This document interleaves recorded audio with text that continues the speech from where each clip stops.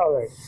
So now we are going to learn how we represent a vector in terms of unit vectors. Alright.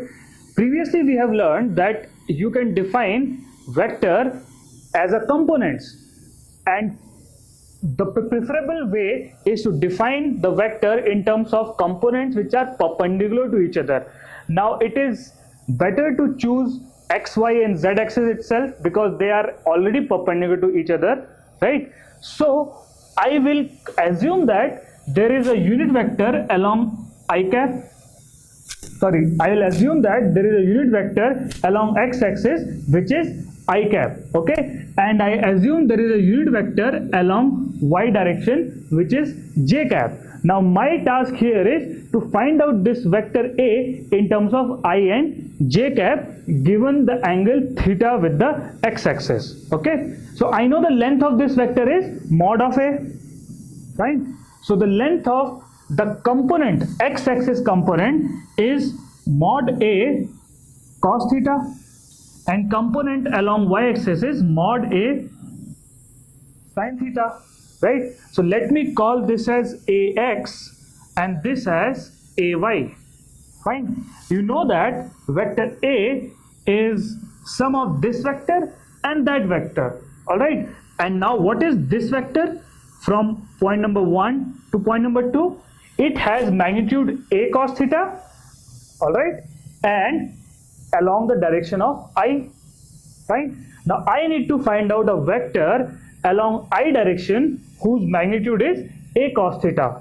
So I can write down AX vector as mod A cos theta I cap, okay, and AY vector as mod of A sin theta j cap, fine. So I can say that vector A is AX plus AY, alright, which is mod A cos theta I cap plus mod A sin theta j cap, right? So this is mod AX I cap plus mod AY j cap, and the length of A from Pythagoras theorem is component of x square, component of y square, add these two and take a square root, right? So that is what you get component of, the length of this vector in terms of length along x and along y axis, alright. So this is how you deal with this is how you deal with a vector in 2D, alright. Now this is a case where a vector is in 3D, alright. So assume that there is a cube, alright, and there is this vector A. Now I have to find out the vector A in terms of the three components along x, y and z axis.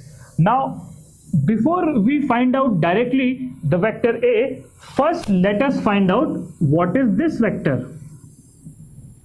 This vector is sum of this vector and that vector, isn't it? So if suppose, and this is 90 degrees, right? And suppose this is component AX of A and this is component AY